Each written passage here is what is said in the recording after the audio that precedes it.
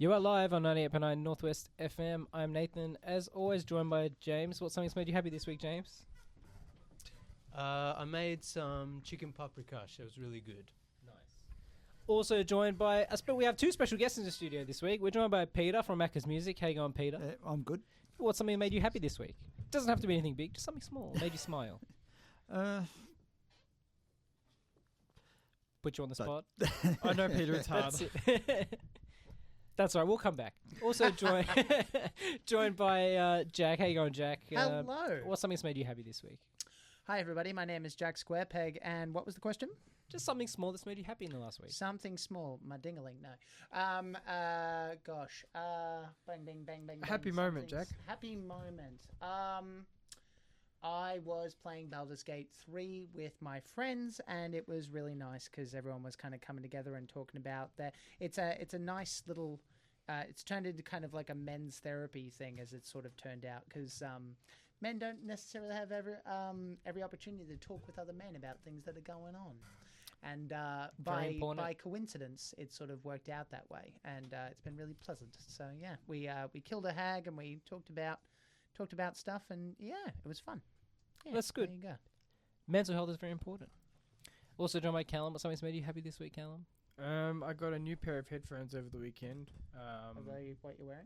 No, Bose Quiet Comforts. They're on sale, so I got them at a very good discount. Nice. But I bought them to watch movies with, since I no longer have a soundbar due to electrical reasons in the house. Gotcha. I bought them so I could fully immerse myself in the audio of film. So it's one of those things that you don't fully appreciate unless you're like co-host Alum, who has a very expensive sound system. You don't always pick up on the nuances of 5.1 That sound. he doesn't use. Correct, James. We would like to use, but he can't have guests, so we know he's sitting in there with the 100-inch at Dolby Atmos, Dolby Vision projector system. Yeah, but he doesn't even use it by himself. No, it kills us. My point is that like there are nuances in the audio of films where not just the soundtrack, just like the audio design, that you don't pick up from TV speakers or even from a soundbar. And it's like when I was listening, the reason I mentioned this is today I was watching Brian De Palma's Blowout with John Travolta, and the layered audio in that film is so rich, and I would never pick it up with my TV speakers in a million years. I'm talking about like the feeling of sinking into a movie so that the background music is really in the background, but it's also legible. I understand what you mean. And like the clinking of like a kitchen from the different directions. It's incredible. Yeah. I do that with these headphones. It started as a courtesy thing because because I'm a much more of a night owl, night gremlin than my partner is, and she works a normal 9 to 5. So if it's like 1 a.m. and I want to watch something, I'll just put on headphones as a courtesy. But it's also this is better. It's also the best way to watch a movie too. Yeah, as it turns out. Yeah, it's joyous. Yeah. As for me, Alum's not here, but he would appreciate this. The thing that made me happy this week is going down a YouTube hole and watching Grand Theft Auto role-playing videos. Okay, very specific. Yeah, so specifically, I've been watching this YouTuber called Lenny Barn, and they just do stupid shit on like Grand Theft Auto role-playing servers, you know, like oh yeah, there's some mode they have where you can turn off like your identification. You can just look like a normal NPC, and there's a video of him going around being a serial killer, but he's dressing like one of what they call the locals, like just like a standard NPC in the game, and like it's just they're very funny videos. Yeah, and the kind of things people get up to in these roleplay servers, they're very complicated. They're just fascinating. Yeah. So that kind of made the Red Dead Redemption version of that. So it's a similar thing. I'm sure they're very complicated. 100%. Anyway, did you have anything, Peter? Or just being with the boys is a good time? Well, I think... but probably what made me happy is got a good snuggle from my cat. That'll always do I'm it. into it. No, 100%. that's always, we're on team cuddle cats here. What's your cat's name, Peter? Sherbet. Sherbet. Oh, also great a cat classic name for a cat. There you go. That's great. That's a double win tonight. Ours is Rosie. Yeah. Oh, Named after Sam Gamgee's wife in Lord of the Rings. I love that. Yeah. Oh, I love that. We'll move straight Rosie on. Cotton Dance. Yeah. We haven't got a lot of time tonight, so we'll get straight into it. We have one announcement for PAX to share this year. Hopefully we'll be there. They have some really interesting guests. Specifically, we focus on the tabletop side of PAX.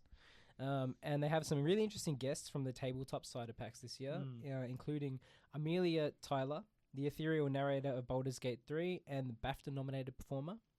Luke Dale, Lord Hans from Kingdom Come, Deliverance 1 and 2. Ife Nwadiwe, I'm sorry if I'm butchering your name.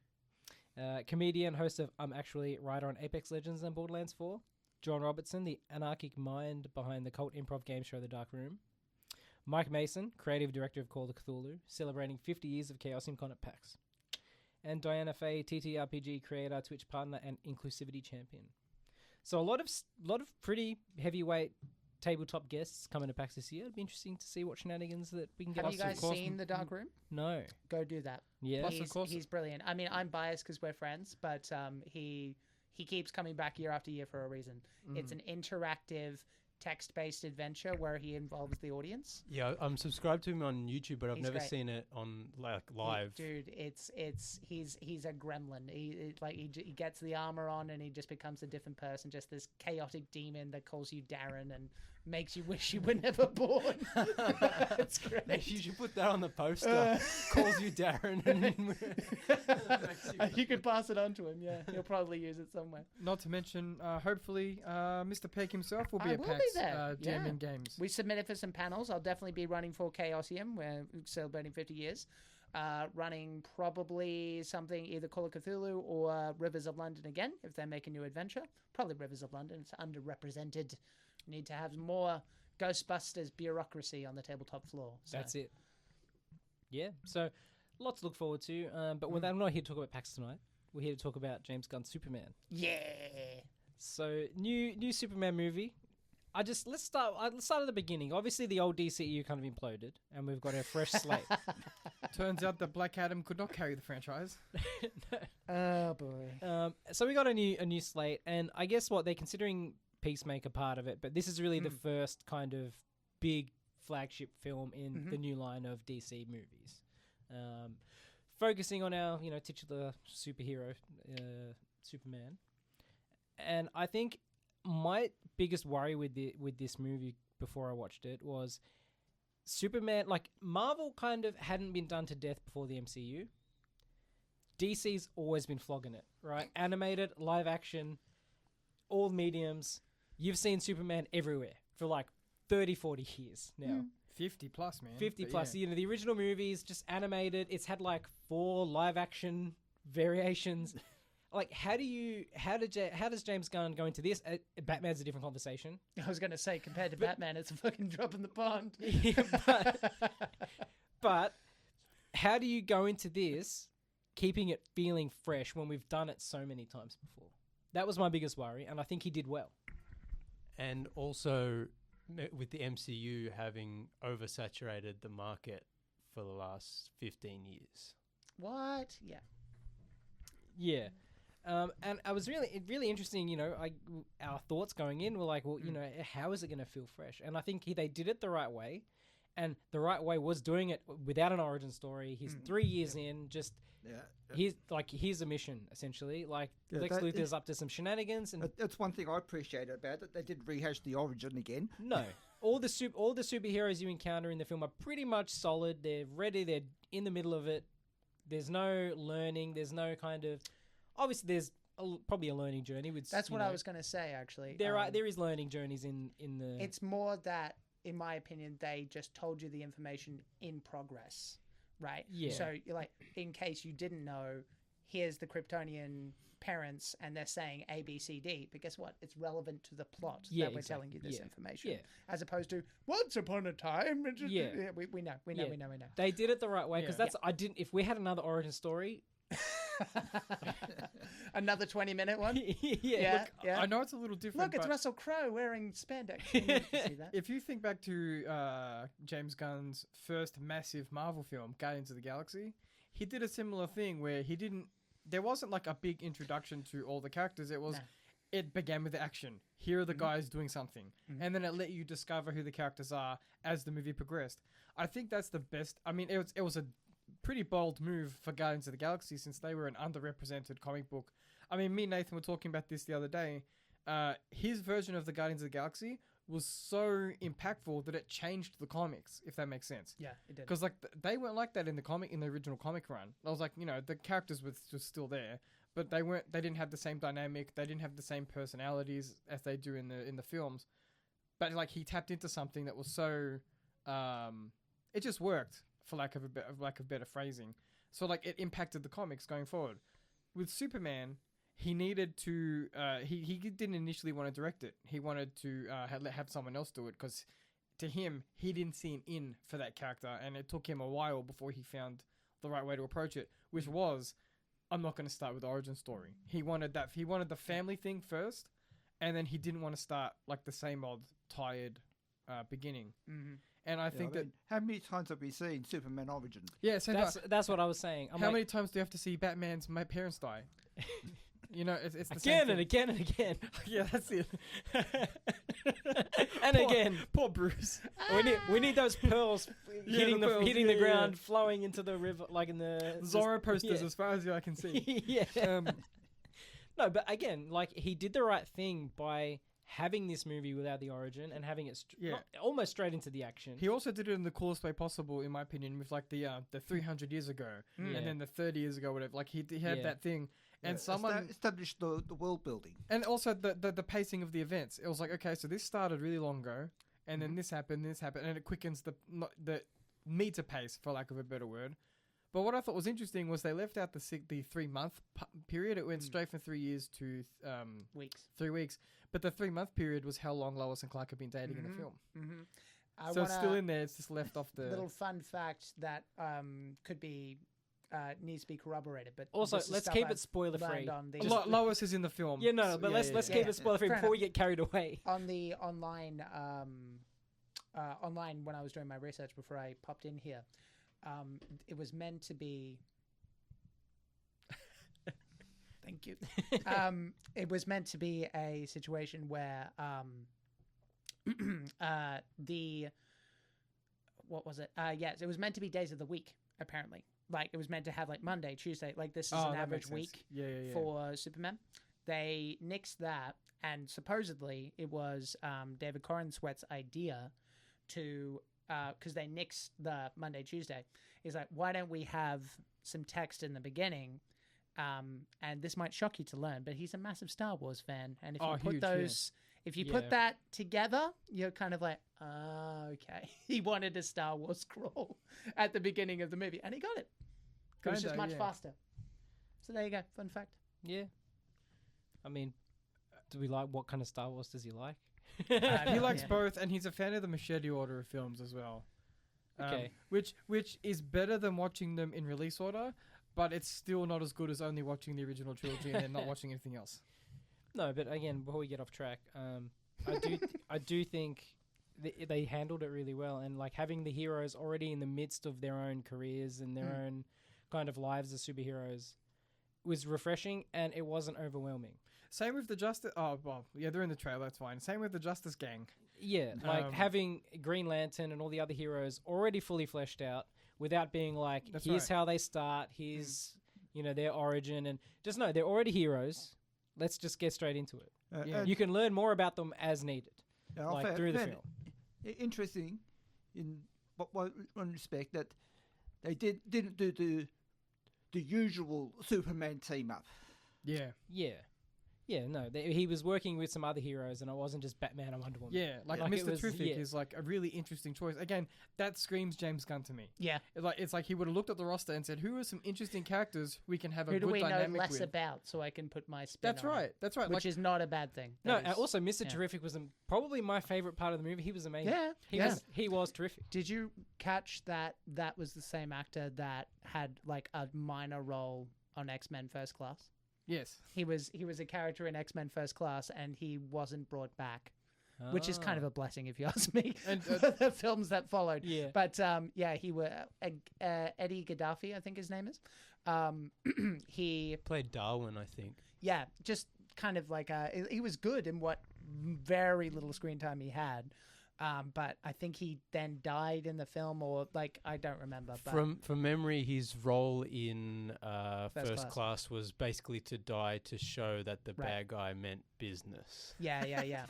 And that's always tough, isn't it? Just like, it's like, oh, we'll kill off this guy that no one cares about. We won't kill the main character, but this guy's really, really dangerous, and you can tell because Joe, you remember his name, right? He died. That's crazy. Yeah. And it's great that the DC seem to be banking on Terrific because apparently the actor signed a multiple project contract. Smart. Get him while he's cheap. There's rumors that they're going to be doing a TV show. Yeah, I feel like they all probably signed multiple. Yeah, absolutely they did. Movie deals. I hope Smart play. It's a smart play on the. Oh, they definitely did. It's a smart play on his part because Gaddafi. I mean, he's a good actor, but he wouldn't have been particularly big on his name sale. And then he's going to be more expensive as time goes on. So you lock him in at a certain price. Yeah. And then you go, we'll pay you this amount. And then he'll probably renegotiate in 7 or 8 years. It helps as well that for Terrific, at least, they gave him a relatively straight comic book design. Yes. So he has that awesome fair play jacket. That's so and cool. Every scene he's in, he's dripping in charisma. Just based on the costume design. You know, if he said nothing in the whole film and he just stood there looking cool, I'd be like, I'm totally down with this guy.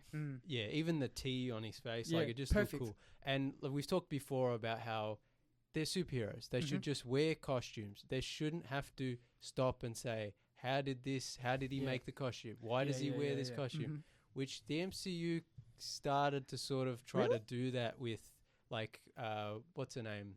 Wanda. Yeah. Really? The Scarlet Witch thing. It's like, this is why she's... In the TV show? There's a whole there's a like whole thing with the MCU where they're kind of embarrassed to be telling comic book stories. Because it's like That's they want. I don't think it started like that. No, No, it didn't. not at It all. didn't. You look at the original Thor, the original Iron Man movie, even the Guardians of the Galaxy movie. Yeah. I mean, that's James Gunn, but he embraced the comic bookness. I wonder when they made that U-turn. U-turn. That would be an interesting... When Disney took over? When Disney took over. I mean, I think they've been in charge for a long time. Look, for Yeah, me, no, Age of I think it was Age of Ultron seemed to be a pivoting moment where they wanted to get a little bit darker. Yeah. The costume think- design got a little bit more modern looking. Yeah, the strength of the new Superman is that James Gunn not only is his like no origin, all the heroes and villains already set up and the world is already set up, but also he's just like, no, it's comic books. Like everyone, it's colorful, it's silly. Superman's wearing the red underwear on the outside. Exactly. No so, armor. Let's be clear. Comics can be all sorts of different things, and there's nothing wrong with going with that dark attempt. But the reason I kind of wanted to jump in is that what the movie, there you go, see, it's a book. What it really emulated super well was what's called the Silver Age of comic books. Now, I'll give you an example of kind of a typical story of what that would have looked like in a Batman comic, supposedly the more serious one, right? Batman and Robin go to an alien zoo. Yeah. Not joking. That's a real title. You can look it up. But that's my point, right? It was very much about space and the space race. It's 50s, it's 60s, it's big, it's poppy. Then the Batman TV show comes out, and that's how Batgirl exists, and blah, blah, blah, blah, blah. And you're kind of going off this like big neon optimism where it's so incredibly goofy, which is a huge strength of the thing. So just kind of to reiterate around, it's great that this exists. I think there's a place for all of it, but it's really cool that we get something that really, even compared to the Donner films, has never been this unapologetically Silver Age / goofy. They even use the words intergalactic zoo in the thing, which is why I use that example. 100%. And we were talking off the air before the episode about how like the previous films were too dark. Yeah. And it's kind of like we had the dark Superman. Self-serious. It was very self-serious, very dark. We had that Superman and it didn't quite work. So now we're trying the other way. And the other way is kind of what we need right now is society too. Yeah. I would argue we need more kind of empathy and kindness and hope. And this is a kind of superhero movie that's sending the right message. And I think people would appreciate, at least at this moment in time. And, you know, like it's always about, like, basically Superman's whole ethos in this movie is about being kind and doing the right thing, no matter what the optics are. Trying to help. I saw a comparison between the Snyder Superman and this film. And in the Snyder, because it was like clips playing side by side. And in I think it was the one that has Darkseid. Is that Man of Steel or is that Dawn of Justice or whatever? What's the question? Is that Batman Darkseid v Superman? Darkseid. I don't know. Begins to be hinted at. Oh, no, I'm sorry. Justice League is when you see Darkseid's henchmen. You don't really Darkseid meet or Doomsday? Darkseid. Doomsday. It was Doomsday. Doomsday. Yeah. Yes. which was terrible. he throws an oil tanker at Superman, and Cavill's Superman just like jumps out of the way, and then the tanker like explodes into a building. Yeah. And then it has James Gunn Superman, where like Superman like physically gets in between the two objects to restrain it so it doesn't collapse into the building. A large part of this, saving people. Yeah, that's a large part of the, especially the first half of the new Superman is is the Justice Gang like kind of creating carnage while fighting bad guys, and then Superman trying really hard to stop collateral damage and protect civilians. Yeah, very much so. And more than just civilians. One thing I really like was when he saves the squirrel, and I'm like, this that's is what it's all about. Yeah, that's right. That's more Superman. He for sure. He saves people. He is that's the right. protector. Yeah. He like knows the name of the falafel guy. You know what I mean? Where it's like, I'm sorry, but Superman from Snyder would not deign to talk to the falafel guy. There's a very specific image when it comes to Snyder's things, and it's used all the time. There's and because one thing you can't say about Snyder is he knows how to craft an image. He's beautiful. He should be a painter, but like there's this scene where Henry Cavill's Superman is basically sad that people don't like him, and it's BVS, it's Batman versus Superman, and everyone's in Day of the Dead makeup, and they're going like they're kind of touching him wherever they can because he's a god, right? Like he's this unreachable thing. Compare that to what you just said, right? It's night and day. It's this thing where he's like collapsed in the ground, and it's very important, the levels, right? We've got the falafel guy above him coming down into the pit and dragging his ass out of there. That's an important distinction to make. There's been a lot of comparisons between this film and Sam Raimi's Spider-Man. That's what I was going to say, yeah. Unapologetically like, what they are. A lot of people have been saying that this is the first superhero movie since the original Spider-Man where it feels like the hero is a man of the people. Yeah. Whereas like a lot of directors have tried to raise them up above people, but it's like, you know, there's a reason Sam Raimi's Spider-Man is so well beloved. It's not just because you know, Sam Raimi is a legendary director, but it's because you look at the way he portrays comic book heroes and characters. It's all about that I have to do what's right no matter the cost. And the reaction of the people in the film to that, you know, the famous scene where it's like he's like knocked out and he's like he's like, you know, what is it, be careful, he's a hero or whatever. And they lift him up. He's just a kid. And no older you know, than my it's like, son. I think that this is the type of film where if they found out that spoilers for Superman, like, you know, any interpretation of Superman. Okay. If they found out that Clark is Superman. Oh, wait, what? Yeah, no, I know. I think that like your average person on the street would be like, you know, get the hypno glasses back on him because I shouldn't be seeing this. Mad respect having the hypno glasses in canon in the movie. Small detail, but I guess, you know, it explains away the kind of the jokes. And again, this is the kind of movie that says hypno glasses, and there's no wink. Like, okay. There's no it's just hypno glasses. Also, obviously, Jimmy Olsen's really great. Same with Jimmy Olsen and like just like his charisma ooze. With the way they handle Jimmy Olsen's awesome in this. One criticism I do have is that we only see Clark Kent basically one time. Yeah. Every other time he's always either Superman in costume or he's Superman but out of costume. Yeah. I think Daily Planet Clark. Yeah. We only see very short. Yeah. I certainly agree there. I think the point they were trying to make with that is that this one is kind of more one and the same. I do have a similar critique, and it's not even a critique so much as a wish list, if you will. I feel like you guys have all seen movies where time is sort of displaced in the situation where, I'm not going to tell you how, but Superman ends up in his parents' house. You've seen the scene in the trailers. Those scenes with his parents could be as long as the filmmaker wanted them to be, because we don't necessarily know how much time is actually passing by. And while the scenes were great, I wanted more. I wanted more time, and I wanted more time with Lois and the parents too. And with I think I think there was a sort of a different take on his parents as well. Absolutely. They were proper from Kansas, and they talked like this. And Clark, I saw you got your headline in the paper. We're very proud of you. And I love that Pa was the giant softie. I know. Yeah. and his father isn't the buff father we've seen in the other movies. Marshmallow dude. Again, it's very much an anti-toxic masculinity take on Absolutely. It's not the let the people die, Clark, because they can't find out about your secret identity interpretation. yeah. So Yeah. it's again the movie's full of messages that people should be seeing, which I encourage. Like just because you're a man doesn't mean you can't cry. As it's some of those kinds of things. As we were saying before when we open, men's mental health. Men Which don't is often something have- this Superman would champion. Yeah, 100%. absolutely. Something people don't often like to talk about, and being a more vulnerable person. Those kinds of messages the movie is kind of sending out are really important as well. I wish we could go in more detail into spoilers, because that's what there's a moment I'm thinking of where that would be. Obviously, relevant. even Superman struggles with his mental health in this film. Cyberbullying. The interview that he agrees to Hashtag with super Lois. shit. That's right. This is in the trailer, so it's not spoilers.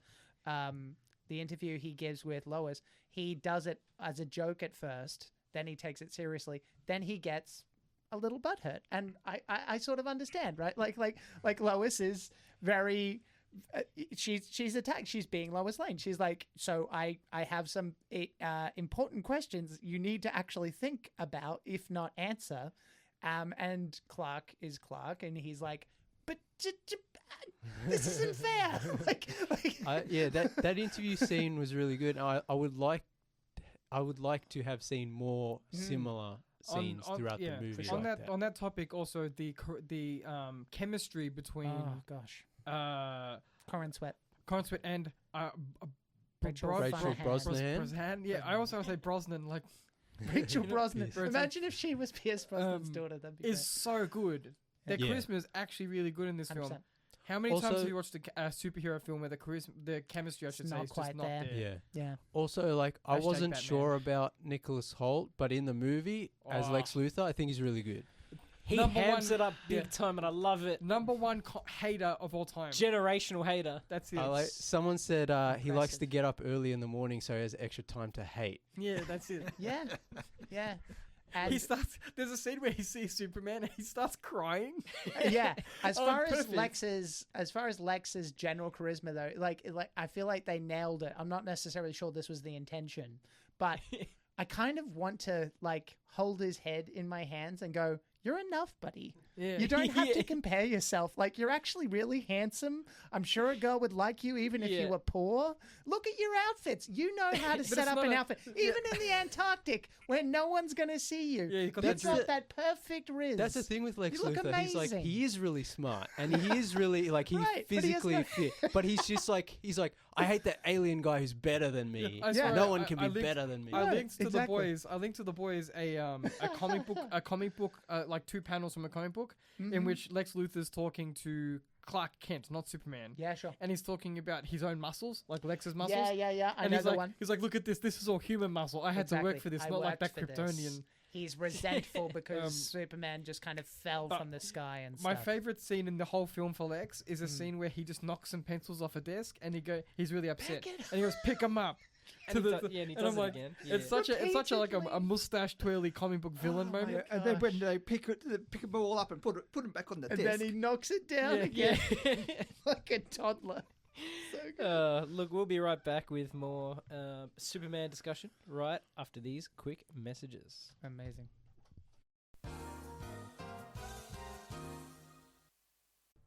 You are back live on 98.9 Northwest FM, your local community station, talking all things Superman.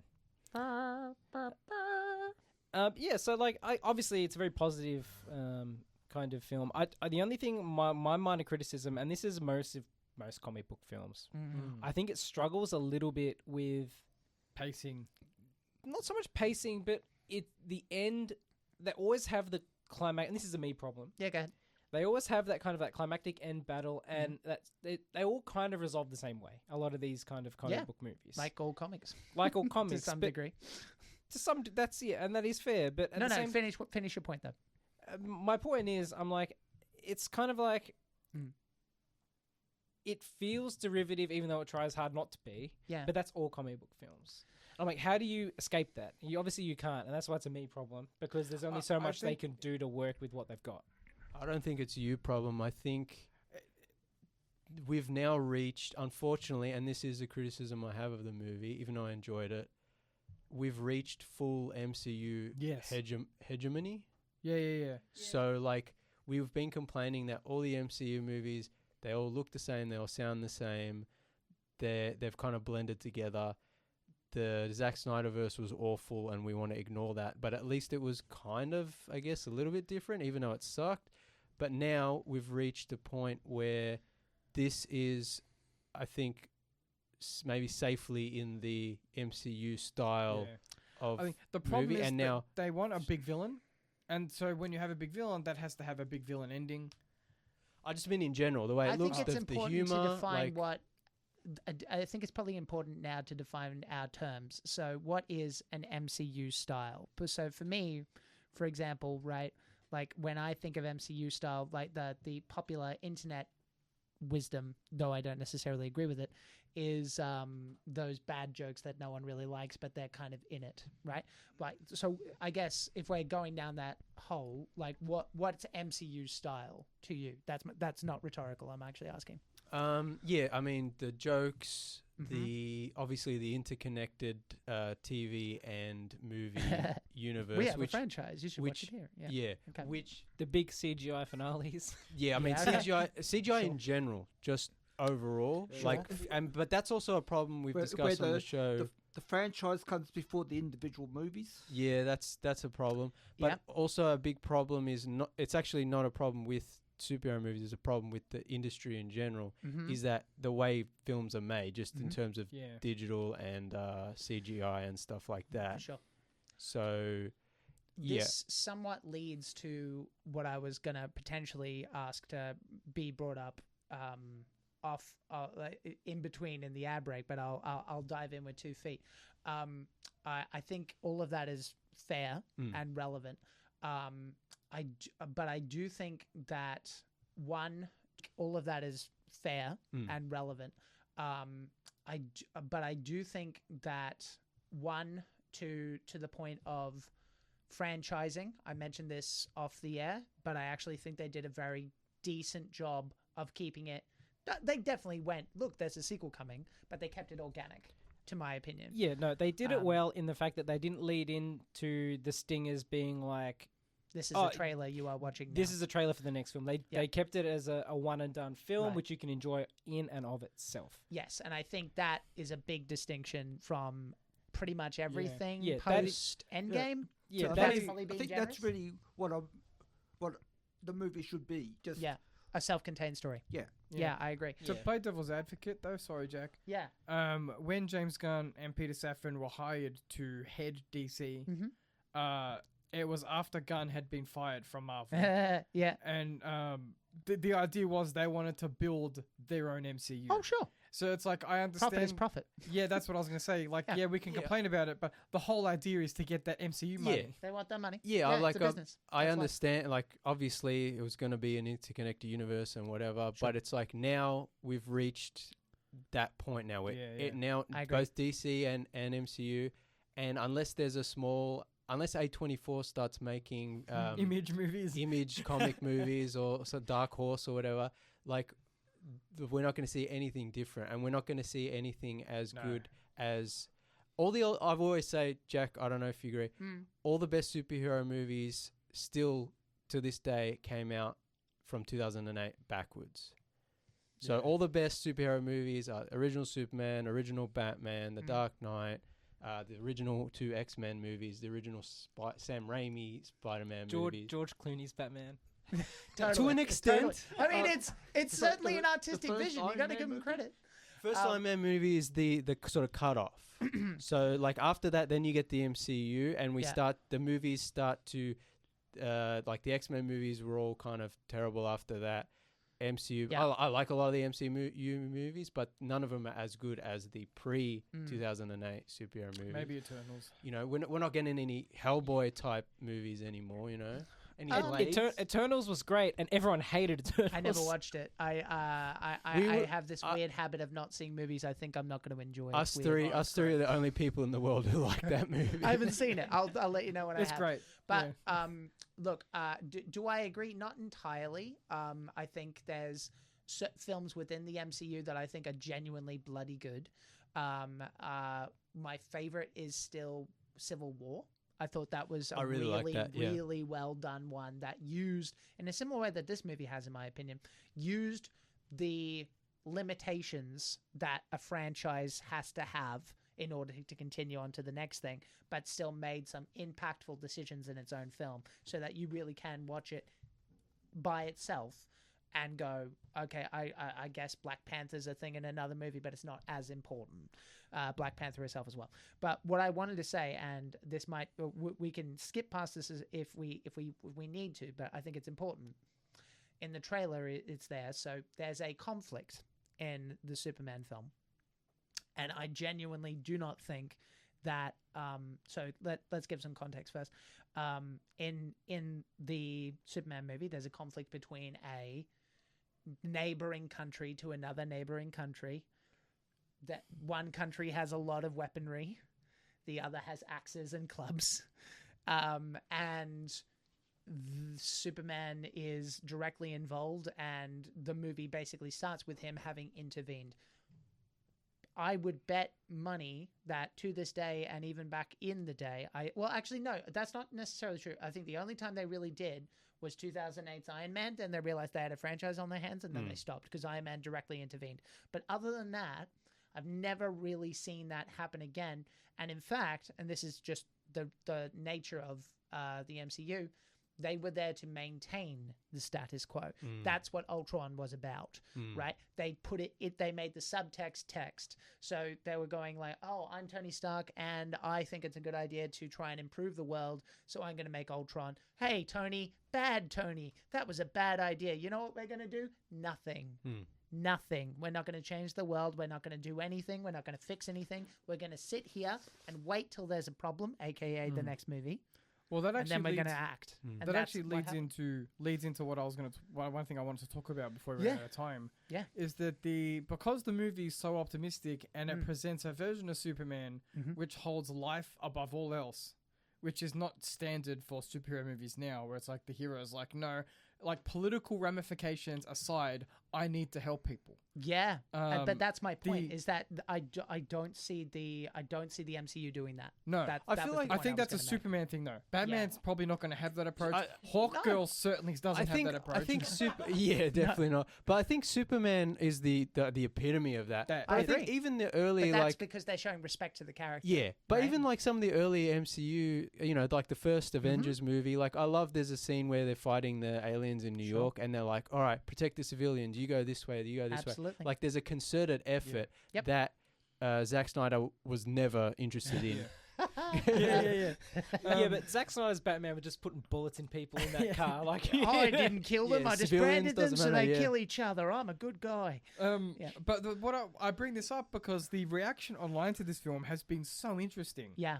So because of the conflict you mentioned earlier, people on the right side of politics are getting very upset because the way it positions Superman is as like a guy saving darker skinned people from white skinned people who are like basically wearing an American military uniform. Make no mistake, all of this is intentional. There is like 100%. We all know this. We all know this, right? But it's important to say this out loud. There is a reason that everything is written the way it is, and they look the way they do. You have a dark skinned child waving a Superman flag as like American forces who aren't American forces. I say that in quotation marks. Hugely important. Are like driving tanks towards them, and he's like, "Save me, Superman." It's crazy. So people on the right side are like foaming at the mouth over this because they think they've turned Superman into a woke hero. I'm like, no, number one, Superman has always been the wokest guy in comic books, hands down. Read a comic book. Basically a super communist, really. No joke. Also, if you can't be bothered with the comics, why don't you watch the old Christopher Reeve movie? Yeah. True. Yeah. I do like going off of what Callum's saying as well. Is that when people asked James Gunn about that, he just laughed and said, "Of course it's political." Yeah. But it shouldn't be.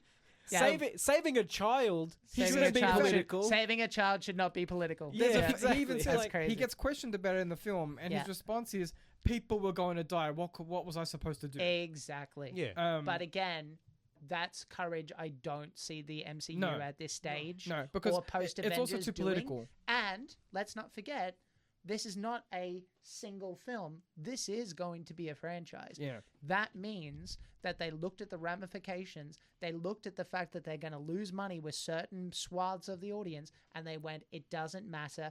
Art matters more right now, and telling a story that we think is important to tell more than the extra hundreds of millions they could have made. Who knows how much it would have been? You know what? The movie's doing very well. Just fine. The movie's doing very well. It doesn't matter. You know what I mean? That's what I'm saying. The other side of the equation. See what I mean? The other side of the equation is that the version of Superman we see is so optimistic that my timeline is full of people talking about how happy the movie made them feel. Right. People crying in the audience when like there's a scene where people are crying for Superman to be saved, and like people are talking about how they were crying in the audience because the way that James Gunn presents it is so full of hope, and to see a hero who actually like is upset because he can't save everybody that needs saving. I know.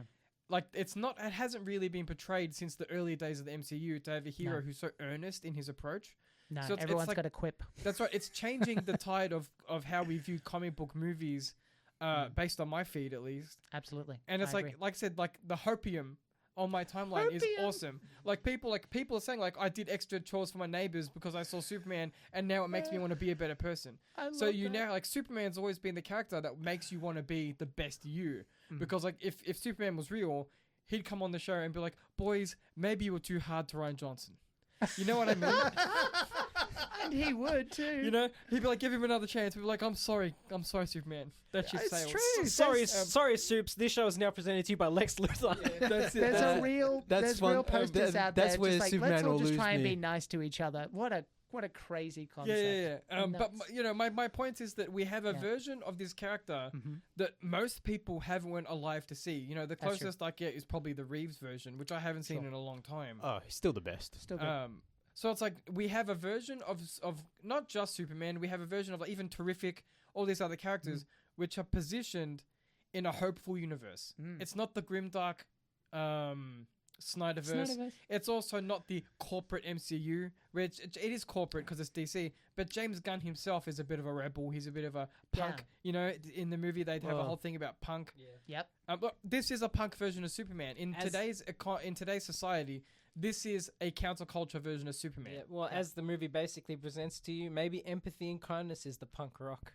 Yeah. The interesting thing is, some of this makes people uncomfortable. There are some people who call this movie gay, and like they don't like the way Colin Sweat performs it as like this empathetic guy, and it's like a whole other conversation. It's like a sissy version of Superman, and I'm like, but the bravest Superman. No, that's right. The bravest version of Superman is the one who wants to save Lex Luthor. You know what I mean? He won't let the terrorists die. He won't. There's always a better way. That's like the version of Superman that moves people the most. Is the guy who says it's not just about saving people; it's about helping too. It's not just saving their lives. He's brave enough to not hide his emotions. Exactly. That's right. And it goes back to what we were saying before. You know, when Jack brought it up at the start. Like this movie isn't afraid to not be that kind of toxic masculinity version of a superhero, which some superheroes fall into. Batman, a little bit. It's true. I mean, it depends on the version. Depends on the version, but you know, of course, you know, there's lots of different versions of these characters. We've got Guy Gardner and Guy. You can. They'll probably Guy Gardner now. Guy Gardner. Yeah. I did not recognise that.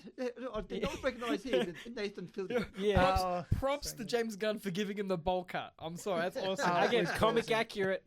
That's. I think I saw a clip today, and he's like, "Yeah, he's one of my best friends. You think I'm not going to make him look stupid?" But again, the Green Lantern we see in the film is a million times better than the previous Green Lantern movie. Yeah, I mean, the lowest of bars there, friend. But is that a high bar? Yeah, it's not even that it was bad; it was boring. I watched it again recently, and I'm like, oh my god, it's also so creative. It's so comic booky. The way his powers present themselves, it's everything you want in a Green Lantern story. Sure. No, but again, you know, I think our ultimate message for this show at the end of the night is the movie portrays the hopeful message. And it's, you know, messages that maybe Callum said, making people feel uncomfortable. There's messages that kind of need to be heard. It shouldn't be political to show kindness. How much time do we have? We have just under 10 minutes. 10 minutes. Would it be a good idea for us to go around the table and try and keep it as spoiler-free as possible? We talk about a highlight, like a particular thing that jumped out at us? The doggo. Yeah, I was going to say crypto. Like, we haven't talked about crypto yet. Crypto was probably one of my highlights. Yeah, for sure. Was it all the CGI dog? Yeah, So that was probably unfortunately. 90% of the CGI Based budget. on James Gunn's real dog. Oh, very good. Yeah, they dyed him white and they captured it in animation doing bad dog things. Nice. I really appreciated Crypto, and I liked how they kind of Right. brought him to life in the movie. For that sure. was probably my highlight. That and Mr. Terrific was just cool. So cool. Yeah, I reckon that was Yeah, good boy. I haven't seen Crypto in anything outside Superboy. Yeah. Yeah, and that's a hell of a Silver Age thing. I already said mine. I think the squirrel was the best part. Yeah, for sure. It's like it just encapsulates everything we've been talking about. Superman represent.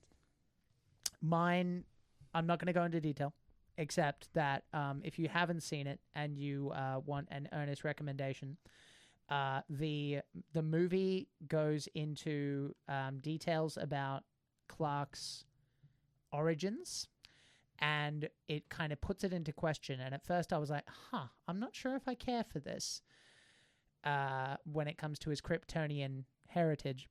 But I think they're going to come back to it. 2, by the end, it's basically an homage to Clark's parents. That's all I'll say, but it's a beautiful moment. Yeah. And it's this reminder that even though they shifted some stuff around, that Clark is still who he is because of how he was raised. That he was raised to be the kind of person who gave himself up because he was thinking about this dog that he doesn't even like very much and going, he's not even a very good dog, but he's alone somewhere and he's scared. Yeah, and also... And that is who he is, and that ending moment is beautiful. and it goes into... Sucker punch you on the way out. Yeah. and again, that's another big part of the movie is that, Clark Kent and Superman, he's very much as human as anyone else, regardless of, where he was born. That's another reason it pisses people off, because it's a pro-immigrant story. Ooh. We didn't even talk about I'm that. sorry. Yeah, look, I'm sorry, guys. Like you are barking up the wrong tree there. I know right-wing reactionaries don't read very much, but but I got to tell you, wrong tree barking. Peter? Huh? Peter, what was your favorite? What's your favorite takeaway of the movie? Well, probably probably the best Superman I've seen recently. Yeah, just the quality of the film in general. Yeah, that's fair. Sorry, Peter. Go on. Finish what you were saying. I could probably say that in this movie they really cared about the character. Yeah. Portraying him as he should be. There's a lot of love in this film. Superman loves the people he's with. They talk about he loves everyone. That's what, and he says maybe that's punk rock. That's such a great way to present the character. Yeah. The thing I like most about this film is that even much in the same vein as Sam Raimi's Spider-Man, like all the little characters in the city, he knows them, and they all have little personalities. Like there's a lady who's like carrying her turtle in a little glass case, and I'm like, just great. It has like character. The city has character. Now you mention it, there is like a lot of animals in this movie and a lot of pets. Yeah, and I think that's probably also just a James Gunn thing. I think he likes animals. He likes animals, but it also makes everyone more relatable and human. True. It's Yeah, like it gives everyone character. loves. When he pauses in the middle of a fight to ask if everybody's okay. Right. Yes. Nah, good point. What if that was the deal? What if that was the line? Like, it's like, James, we really need you to direct this Superman movie, lad. Just like, no, I'm not going to do it. Okay. What if we? What can we offer you to make you do it? Can I have a dog? That's it. He's looking through the script. You just want another furry animal. It's like, oh, it'll help you sell toys. Done. Yeah, he's looking through the script. And he's like, I need a squirrel in this scene. I want a goldfish in this scene. I want more dog. I want more dog. There was originally more monsters in this film too. There were some toys they made for this film that have monsters that aren't in the final cut. That's interesting. Even Superman cares about killing the giant kaiju monster. I know. He's like, no, we should. That's where the intergalactic zoo line came from. Yeah. We could have put it in the... Yeah. Gosh, what was I going to say? What did you just say? The characters in not New York. I'm sorry.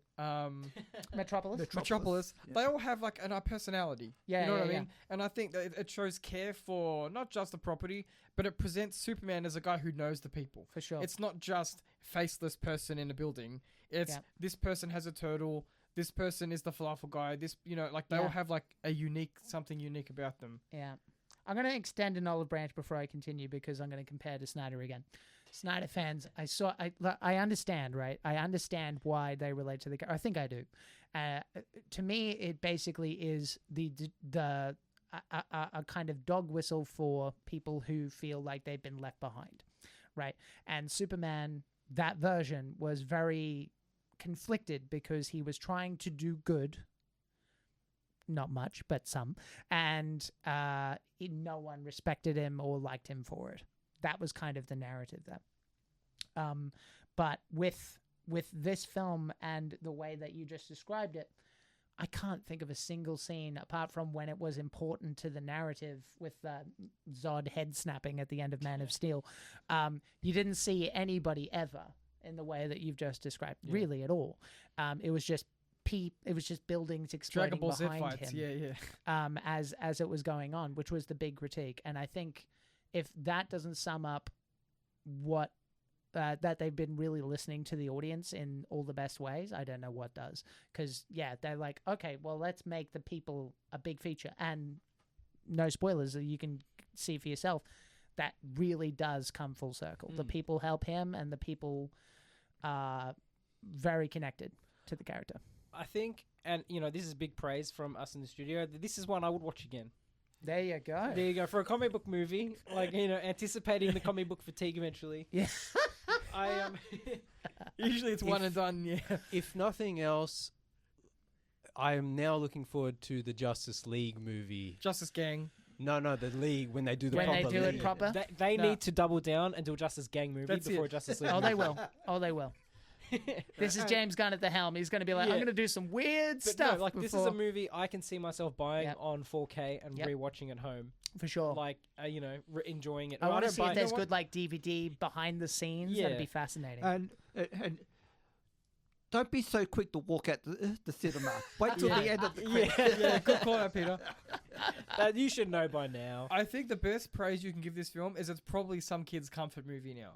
It will be. Do you know what I mean? This will be someone's Superman. As far as the legacy goes, huge. Yeah. There's a 12-year-old. When this comes out on streaming and Blu-ray, there's a 12-year-old who this film will be so important to them growing up. That's the perfect way to put it, because as many criticisms I have, and there are a lot of parts of the new Superman that I don't like, overall, it's such a light and fun movie that it's like I can't dislike it. Yeah. No, yeah. Like it's perfectly like earnest. You can chuck it on at any time and just be like, oh, cool, Superman.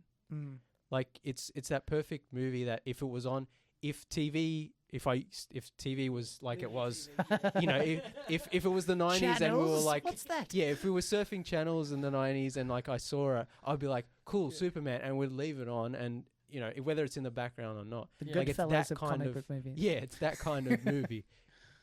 Yeah, lovely. Yeah, we're just all about out of time. Thanks for joining us, Peter and Jack. Thank you. Where can people find you, Peter, on a Friday? From 2 to 4 o'clock, Friday afternoons. That's it. Join us for Macca's Music then. Where can people find you, Jack? Hello. You can find me on all the social media garbage at Jack Squarepeg. I do predominantly tabletop RPG content, but I'm going to actually be writing an essay about Superman stuff. We didn't really get into this.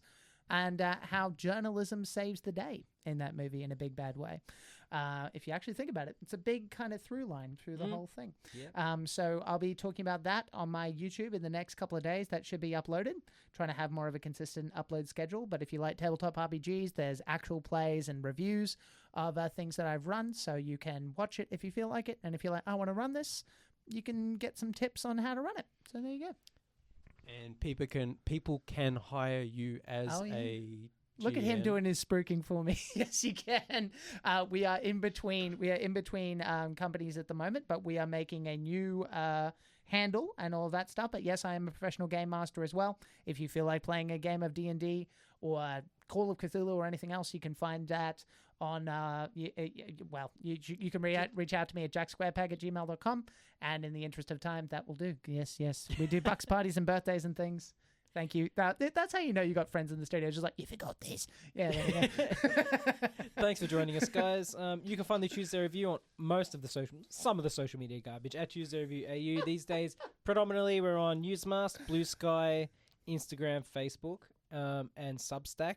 Substack is the tuesdayreview.substack.com, and YouTube as well. Please like and subscribe on YouTube. We want to hit 100 by the end of the year. Hey.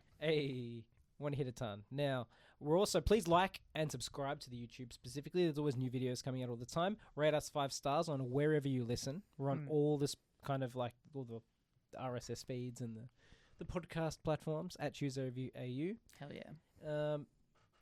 That's about all we've got. Should we mention that we've got a live show in the works?